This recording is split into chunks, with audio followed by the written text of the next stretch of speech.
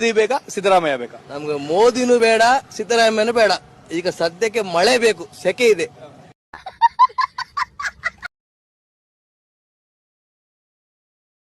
ರೀ ಬಜಿ ಬೇಕನ್ರಿ? ಹ್ಞೂ ಅಂದಂದ್ರೆ ಮತ್ತೆ ನನಗೆ ಮಾಡ್ಕೊಂಬ ಅಂದ್ಲಿಂದಾಳ. ಅದಕ್ಕೆ ಬೇಡ ಬೇಡ ಬೇಡ ಬೇಡ ಬೇಡ ಬೇಡ ಬೇಡ. ಹಂಗಂದ್ರೆ ಹೋಗ್ರಿ, ಚಾ ಮಾಡ್ಕೊಂಬರ್ರಿ ಹೋಗ್ರಿ.